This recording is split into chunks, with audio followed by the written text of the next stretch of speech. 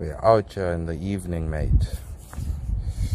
And look at us, ready to go do some content while sitting in the beautiful wilderness. And I hope you guys can hear the beautiful wind as it blows this beautiful breeze. However, we won't get too much into the environment for tonight, but we can just start looking straight at chapter 3. Stop waiting for the perfect time. There isn't one, and there never will be.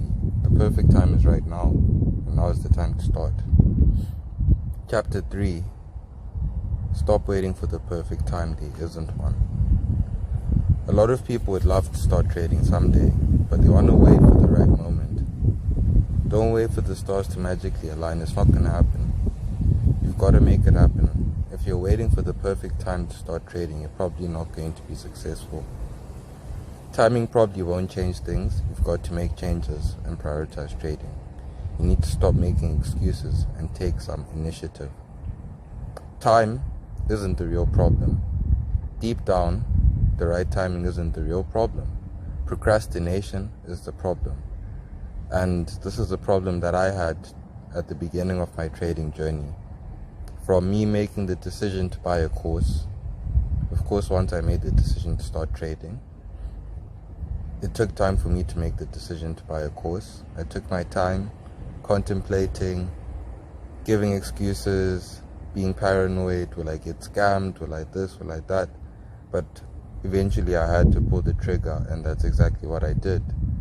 The second procrastination occurred that once I had built the foundation, and by foundation I mean that I had gathered enough knowledge to understand what I was getting myself into and what I was going to be facing, it took time for me to actually start live trading, or even demo trading. Just start doing chart work, start doing analysis. It took time for me to do it because I had fear. I was scared that it would be difficult to understand. It would be harder to transfer the knowledge that I read in the books and got from the courses onto the actual charts. And just the fear of the unknown, not knowing what's going to happen. Will I be a success? At that time I had the mindset that there was a formula to trading and there was a way to do it so that you could get a 70-80% win rate. But as time went along, I discovered that is not the fact.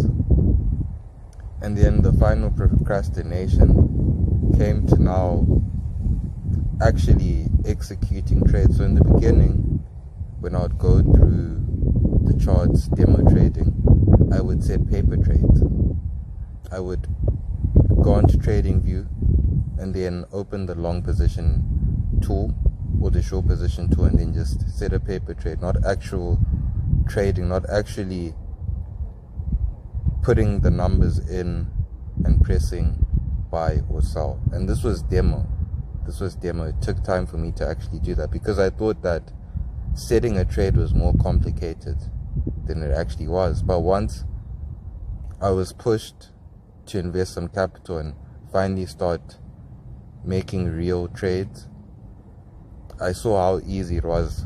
And it was literally a matter of just putting in the numbers and then you execute the trade. Or if you have a laptop, you can literally just press buy, drag your stop loss with the mouse, and drag your take profit with the mouse, and it's that easy. So those are the 3 procrastinations that I faced and that I managed to overcome. Timing isn't the real problem. Deep down, the right timing isn't the real problem. Procrastination is the problem. But it may not be as simple as bad time management or even laziness. Here are some of the most common underlying issues behind people putting off getting started in trading. Fear of failure. About 90% of all traders will fail. So yeah, fear of failure is a real thing. But fear of losing money shouldn't hold you back. Instead, focus on amassing knowledge and trade with a small account. Never trade with more money than you are able to lose. Not knowing where to start. A lot of traders just don't know where to start. There are so many gurus and trading classes out there, it's hard to know who to trust. I'm obviously biased, but I think my trading challenge is the best there is. Not just because of the honest education and resources, but because of the the massive trading community. Lack of structure. Trading doesn't offer nearly as much structure as a 9-to-5 job. You've got to be self-motivated to stay on task, do research, and watch potential stocks. For some people, that's a big challenge. These are all very big challenges that you're going to have to face. From the fear of failure to low self-confidence, which means trading can be hard. For people who don't have much self-confidence, this can be a big challenge. They might have trouble executing trades and might struggle with the emotions. From the fear of failure, not knowing where to start, lack of structure, low self-confidence. All of these are big fears and big hindrances in your trading journey. However, the only reason why these are big fears and big hindrances is because you do not understand. You have to put things into perspective. So when it says 90% of all traders will fail, they're accounting for every single trader. From the guy that comes in and trades for 1 day, blows his account, to the guy that trades for 5 years and quits. All of the people within that scope are being counted. So when they say 90% of traders failed, know that the 90% of the traders who fail are the ones who do not come back. That's literally what it means. Is the ones who stop trading are the ones who failed. The ones who continue to trade, winning or losing, doesn't really matter. As long as they're competing, then they are successful traders. But those who have quit, who have failed, who have blown their accounts and they can't fund their accounts again, distracted, or whatever reason it is, those are the 90% of traders that they're talking about. So the way that you avoid being one of the 90% of traders is to trade well and to trade every single day. Be a trader. And then you avoid being part of that 90%. Not knowing where to start. Not knowing where to start is a very difficult one. However, the thing I would say about this is you just have to start. And even if you start off making mistakes, you start off, you get a lot of courses, you start off, you get scammed. If you really want to be a trader, those will be the mistakes that define you.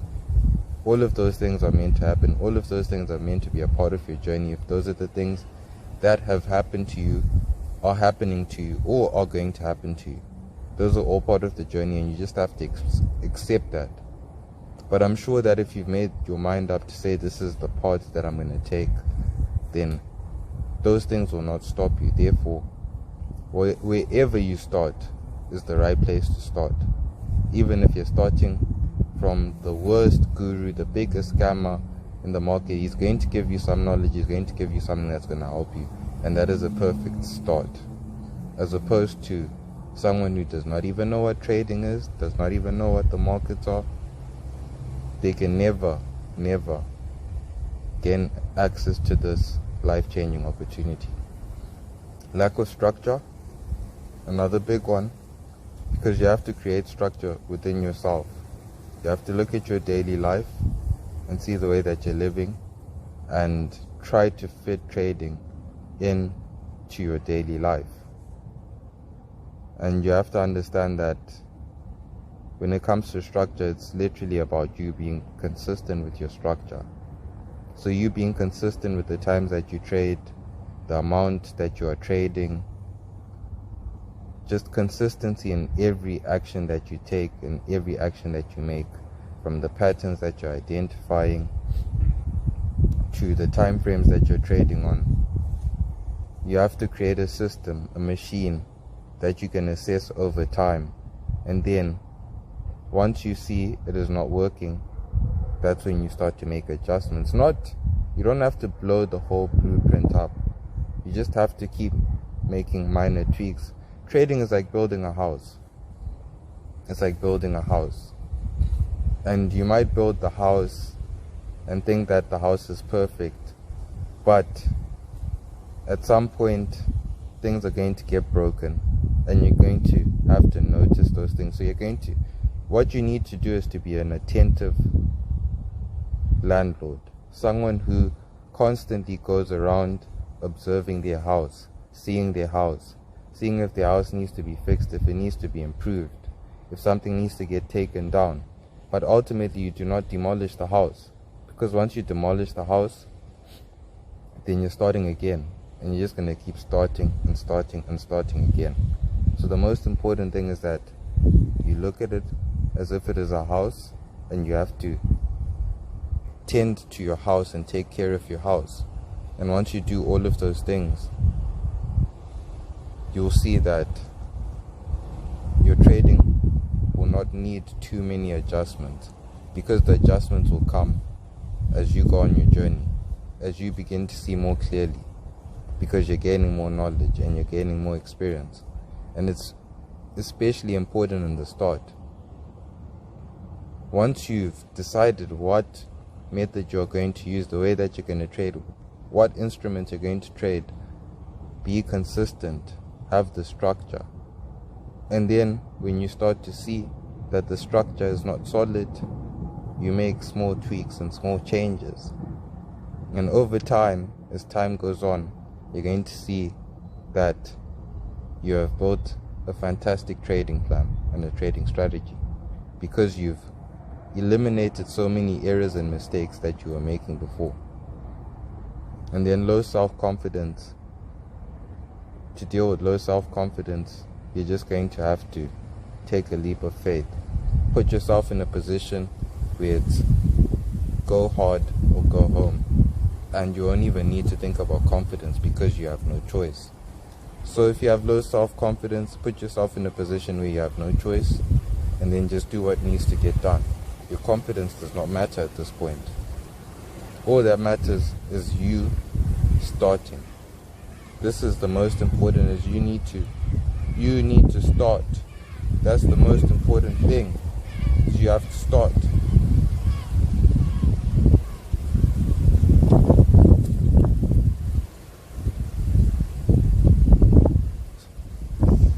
How to stop procrastinating and get trading.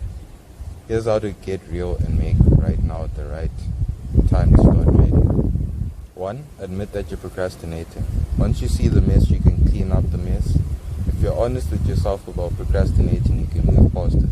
It's the first step to realizing that there is nothing holding you back from pursuing your trading. Now's the time. 2. Face your fears. Fear is one of the biggest reasons why potential traders procrastinate on kickstarting their career. Be real with yourself about what scares you. Are you scared you'll lose money? Are you scared you're not smart enough? Be honest with yourself. Once you face those fears, you can move past them. 3. Make the time. There's never a right time to start trading. That means there's never a wrong time. It's your choice. You can decide right now that you want to make day trading a reality in your life. 4. Seek guidance. A more established trader can truly be pivotal in motivating you to take the next step toward trading, regardless of your life circumstances. Their experiences and advice can help you move past your fears. They can also guide you toward the resources necessary to gain a trading education. And 5. Getting educated. Trading has nothing to do with your monetary account, at least not at first. Invest in your education, take classes, learn how the markets work. Start learning now. It will motivate you to get started. And I think that's the most important thing, is you need to get educated. It has nothing to do with your monetary account. If you have $1,000, if you have $100, if you have $1 million, it doesn't matter if you don't know how the markets work, and if you don't know how you work when you're on the markets. So you have to understand yourself. You have to be educated. Education comes with time, because in this job you're going to have to actually put the work in and execute and take action. You're not just here to read knowledge and do this and do that and be sent around and do tasks. And no, you are here to act. You have to be an action-oriented person, so that you gain that education and that experience that ultimately will say it doesn't matter how much is in your account. Because at the end of the day, there are traders with a $10,000 account making more money than someone who just started with $100,000, $200,000 account because of skill. Why keep putting it off, Jack Kellogg? Why keep putting it off? There's no better time to start trading than right now. My student Jack Kellogg gave himself a reason and motivation to start trading. It was his New Year's resolution in 2017. He joined my trading challenge the same year. He didn't know it at the time, but his life was about to change forever. At the time, Jack needed direction in his life. He hadn't been what you'd call a high school scholar, and he didn't have much interest in college. But he was a hard worker. He'd worked as a valet through his teens, saving his money to build a better life for himself. But to really live the kind of life he wanted, he knew he'd need to figure out how to make more money. That's what drew him to trading, and how he found me. He started out paper trading to build up his skills, but his results weren't consistent. He saw traders like Mike Huddy Hudson finding success and realized that if he wanted to be like them, he needed to develop his own specific strategy and niche. He started out as a short seller and initially did well until he got cocky and lost most of his profits. He was burned and he knew he had to shift gears. Big short selling losses led Jack to OTC stocks, over-the-counter stocks. With these low-price stocks, he saw the opportunity to grow his account quickly. OTCs allowed him to develop a new strategy and a smarter mindset. When the market insanity of 2020 hit, Jack was prepared. He knew this was the market he'd been waiting for, and he was willing to do whatever it took to take advantage of it. Trading was his life. He was at his computer all the time, to the detriment of his health and social life. But his account built rapidly. He passed 1 million in profits in November 2020 and didn't stop. As of November 2021, he's up 8.9 million in profits. As for the secrets to success, it's not complicated. Cut losses quickly is my number one rule, but it's one that every trader must learn their own way. Jack learned it by observing other traders cutting losses and continuing to find success. When the trade goes against you, get out. Hold and hope is not a strategy. I would disagree with that. For me, hold and hope is the strategy. I do not cut my losses. Every trade that I take, I am prepared to take that loss. Every time I put in my positions, the amount of capital that I'm putting at risk, I'm always at ease with the amount that I'm putting at risk. Therefore, I will not cut my loss. If a trade starts to go against me, I will let it play out, because I believe in my analysis and I believe in my execution at this point. So I will not cut losses quickly, because you never know what the markets are going to do.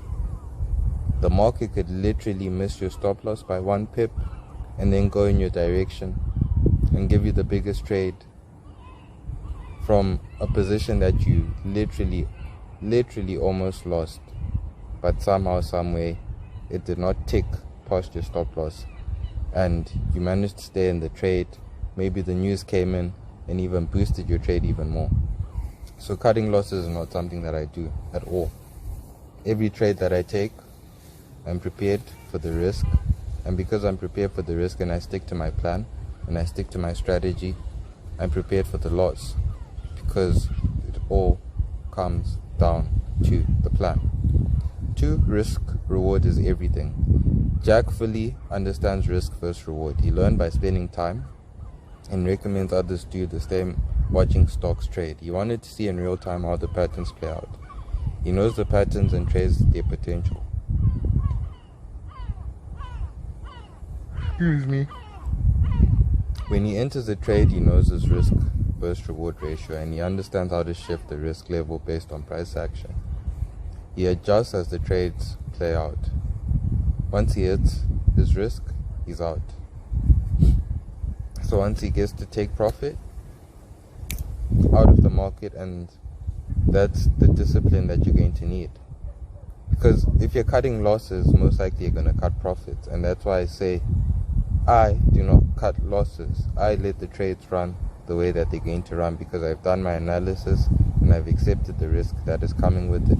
If you cannot accept the risk and you find yourself cutting losses quickly, most likely your position size is too big, and therefore when you see 1 pip move on your $1,000 account, you're seeing $100 move, and you're like, whoa.